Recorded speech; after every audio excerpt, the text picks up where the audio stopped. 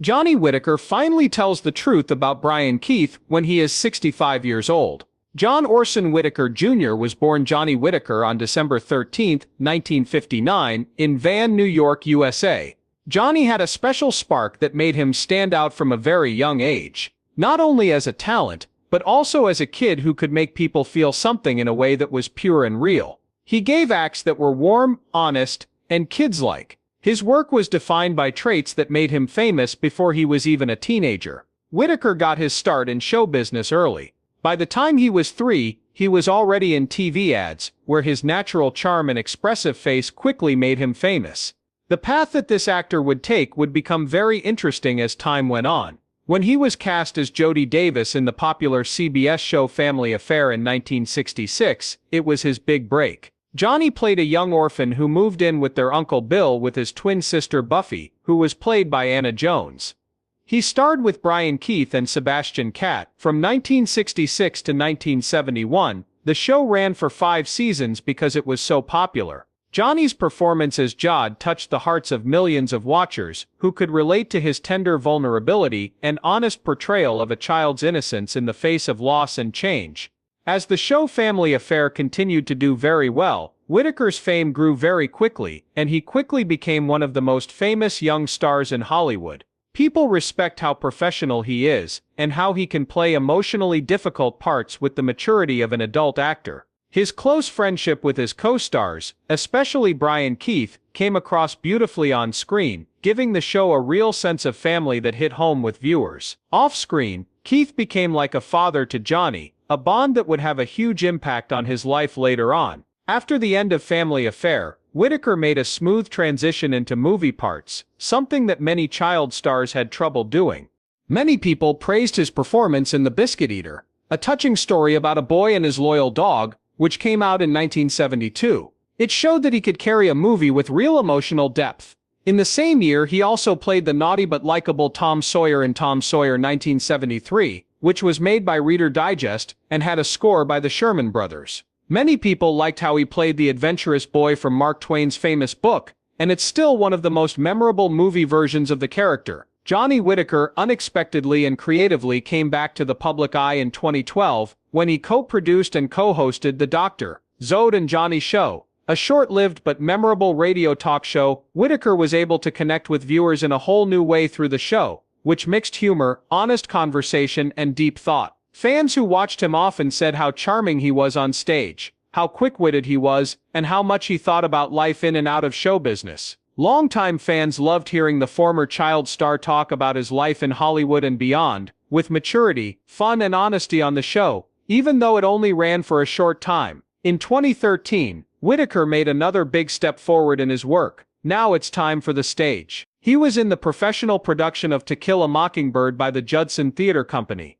The play is based on Harper Lee's Pulitzer Prize-winning book of the same name. Whitaker's performance as Judge Taylor, even though it was only a cameo, had a quiet gravitas that showed how experienced he is as an actor and how much he values literary theater. People were moved by his appearance, and critics said that his calm authority and emotional delivery made the courtroom scenes feel more real. For Whitaker, the part was an important return to live theater, where he could get back to the pure craft of acting that first drew him to entertainment as a child. Next, Whitaker made fans of all ages happy with a cameo in Amazon's reboot of Sigand and the Sea Monsters in 2016. This was a return to the popular show that made him famous in the 1970s. He played Zach, a grumpy but funny boat owner, in the first episode. Zach swaps barbs with David Arquette's Captain Barnabas, a salty seafarer. Their visit wasn't just a fun guest spot. It was an emotional nod to the original show and to Whitaker's start in children's TV, which added to the feeling of coming together and celebrating. Sid and Marty Krofft, the famous creators of the original series, made cameos in the show as well. Whitaker's return to the world of Sigand and the Sea Monsters was a pleasant reminder for both old and new fans of the show that he is connected to a generation of Saturday morning TV magic. Johnny Whitaker showed that his love of telling stories had never gone away through these different projects, including radio, stage, and film. Each show showed a different aspect of his ability. His comedic timing and kindness, as well as his dramatic depth and ability to make people feel nostalgic. Whitaker continued to grow and change decades after first winning hearts as a kid actor. He showed that his creative spirit and desire to entertain people were still strong.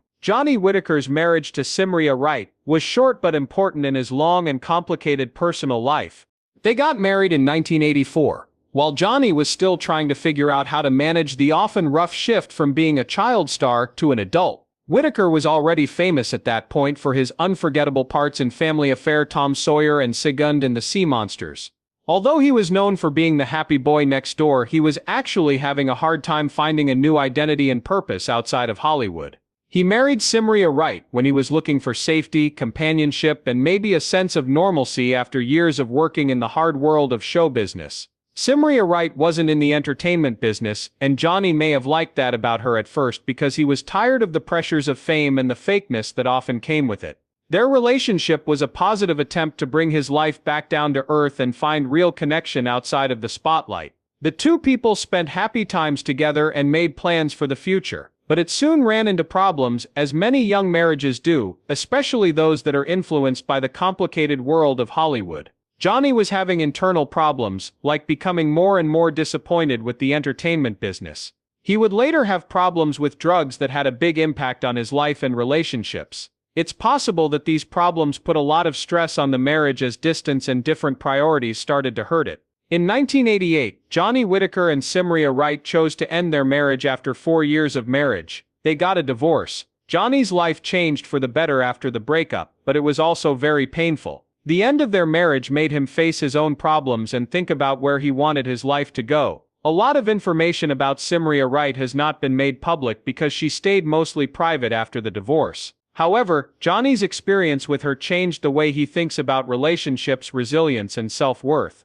In later talks, Whitaker was honest about the hard times he went through during and after the marriage. He said that ending the marriage was one of many wake-up calls that helped him rebuild his life. Johnny went through one of the hardest times in his life after his breakup, a time when he struggled with addiction and became less interested in playing, which had been his main goal as a child. Out of that darkness, though, came an amazing change. Years later, he came out of the closet sober and emotionally refreshed, and he vowed to help others who were going through the same things. So you could say that his short marriage to Simria Wright was a painful but important part of his long journey to healing and personal growth. Family Affair fans have loved the touching connection between young Jody Davis and his uncle Bill Davis, played by veteran actor Brian Keith, for many years. At age 65, as a child actor, Whitaker played Jody. He has now chosen to talk more about what it was really like to work with Keith, who became more than just a co-star for him. Whitaker said that Brian Keith wasn't just another player on the set.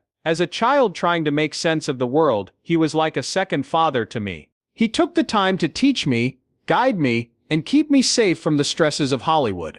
The deep emotional bond between them that went beyond the cameras and the carefully written lines was made clear by what he said. Whitaker said that when the Family Affair started, he was thrown into a world full of adults, long work hours, and high standards. He was only 7 years old at the time. In the middle of all that, Brian Keith stood out as a steadying force. He was tough, but his heart was soft. Whitaker said he didn't talk about his thoughts a lot, but it was clear that he did. Even though Keith is known for being tough and manly, he made jokes with the kids between takes and even helped them understand what their lines meant. "Don't just say the words, Johnny," he would tell him. "Trust them." I thought about that all my life. Whitaker did say that things weren't always easy with Keith, though. He was scary at times. Whitaker said he did have a voice that could shake you. Everyone knew to stay away from him when he was mad, but I was sure he loved us all the time. He was just a man who was very heavy on the inside. Whitaker's voice became sad as he talked about Keith's problems later in life, such as personal losses and getting worse health. His words were soft. I think people forget that strong men like Brian can be broken on the inside. He had been through and seen a lot, and the pain would show up in ways that people didn't understand. Whitaker was only a teenager when Family Affair stopped in 1971. He was still trying to figure out who he was outside of his child star image. The two of us kept in touch for a while. Whitaker told me that he would call me to see how I was doing, especially if he knew I was having a hard time. But Hollywood can make people dislike each other. Each of us had our own way to go. After many years, Whitaker was heartbroken when he heard of Keith's tragic death in 1997. I remember crying like a kid again, he shared. It hurts so much to think about how much pain he must have been in. He wasn't just my uncle from TV, I thought of him as family. Whitaker then talked about how Keith's lessons still mean a lot to him. He taught me what real professionalism looks like. He taught me that acting wasn't just about getting famous, he said. It was about telling the truth. Brainy made every scene seem real, like he wasn't playing at all. He'd add, Johnny, if you don't feel it, the audience won't feel it either. What you said has stuck with me for more than 50 years. Whitaker talked about Keith's impact and how rare it was to find someone in Hollywood who really cared about the well-being of a child actor. He said that a lot of people saw kids like me as something to use. That is, Brian never did. He saw me as a person. He watched out for me. I think that's one reason why I made it in the business while so many other kid stars failed. Whitaker has talked about his own struggles with addiction and depression after his fame faded, but he says that teachers like Keith helped him become strong. Whenever I was down, I'd think about Brian's strength. He stated, he was the kind of man who faced his demons with courage, and that inspired me to keep going. These days, Whitaker feels very thankful for Family Affair, not just for the money it made him, but also for the people he met there who helped shape his life. He felt sad as he said, I don't think I ever really told Brian how much he meant to me. He changed my life, if I could tell him that. Not even fame or money could ever take away the fact that he helped me believe in myself. Fans are reminded by Johnny Whitaker's honest thoughts that behind the smiles and laughs of TV's golden age, there were real ties between people. They are all very important. Some are soft and some are hard to understand. Brian Keith was my hero, Whitaker said in the end. I finally understand that he wasn't just playing a part now that I'm 65 years old. Everything he did showed me what a real man and father figure should be like. Johnny Whitaker remembers Brian Keith today, not only as a co-star, but also as a person who had a big impact on his life and helped make him who he is today. He decided that Brian was hard to understand. He had his flaws, but he also had a lot of love and honesty. He didn't always say it, but the way he worked, treated others, and walked showed it. Whitaker finally told the truth about Brian Keith so that fans will remember him for more than just his TV parts. He wants them to remember the quiet depth and humanity behind them.